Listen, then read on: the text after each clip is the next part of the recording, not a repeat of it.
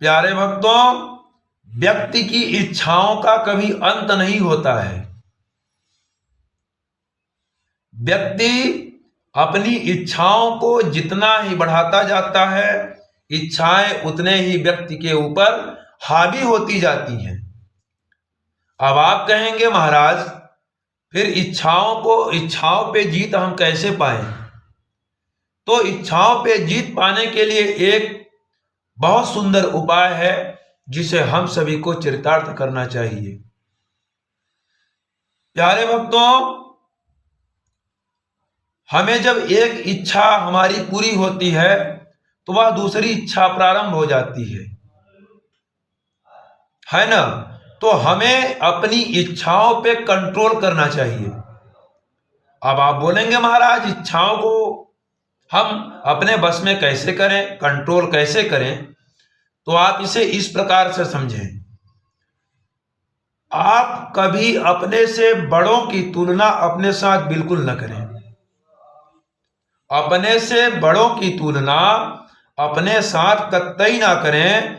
जब आप अपने से बड़ों के साथ स्वयं की तुलना करना बंद कर देंगे, फिर आपकी सारी इच्छाएं वहीं से मरना प्रारंभ हो जाएंगी। कैसे महाराज? तो अगर आपके बगल वाले के पास अगर माना कि साइकिल है और आप लेफ्ट राइट पैदल चलते हैं, आपको लगता है कि हमारे पास भी एक साइकिल होनी चाहिए। अगर आपके पास माना कि एक साइकिल हो गई और बगल वाले ने साइकिल को छोड़ के कहीं मोटरसाइकिल ले लिया, बाइक ले लिया, तो आपके अंदर फिर यह इच्छा नहीं होनी चाहिए कि उसने बाइक लिया है तो हम भी ले गाड़ी। अब देखिए, पहली इच्छा आपकी क्या थी कि आप पैदल चलते थे, वह साइकिल से चलता था, तो आपको लगा हमारे पास भी साइकिल होनी चाहिए। ठीक है, पर जैसे ही उसने मोटरसाइकिल लिया तो आपकी एक इच्छा बढ़ गई कि हमारे पास भी मोटरसाइकिल होना चाहिए।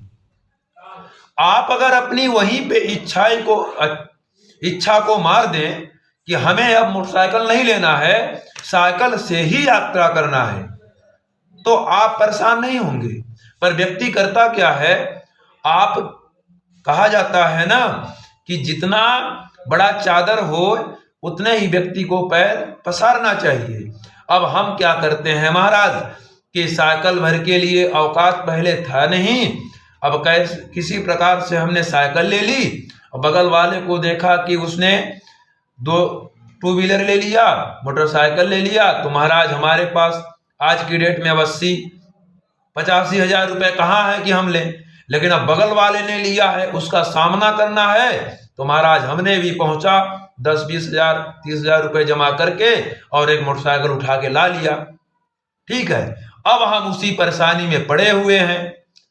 जब आपकी इतनी औकात नहीं है कि आप मोटरसाइकिल खरीद लेंगे, तो महाराज आप फंस क्यों रहे हैं उस जंजाल में? अब आपको उसी के साथ परिवार को भी देखना है, समाज को भी देखना है। अब ठीक है, किसी प्रकार मोटरसाइकिल किसी प्रकार आपने भर लिया, उसकी जितनी किस्तें थी, तो बगल वाले ने ले लिया 4 व्हीलर। फिर आपका भी मन चलने लगा कि अब मोटरसाइकिल से 4 व्हीलर से चलना चाहिए।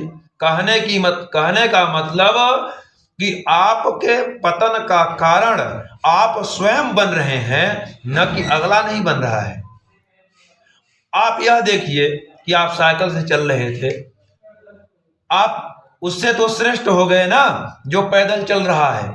फिर आप क्यों मरे जा रहे हैं? उसके पीछे जो बड़ा आदमी है उसकी कमाई उस प्रकार है, इसलिए वह ले रहा है। आपकी कमाई उस प्रकार नहीं है महाराज, आप उस प्रकार से मत लीजिए। यानी अगर अपनी इच्छाओं को अगर कंट्रोल करना है, अपनी इच्छाओं पे अगर जीत पाना है, तो स्वयं को समझाना पड़ेगा, स्वयं को रोकना पड़ेगा, स्वयं की इच्छाओं को मारना पड़ेगा। फिर कहीं जाके आप अपनी इच्छाओं से मुक्त कुछ हो सकते हैं। इन बातों को हम आपको ध्यान देना चाहिए और जीवन में अपने उतारने का, चरितार्थ करने करते रहना चाहिए, करना चाहिए। राधे राधे।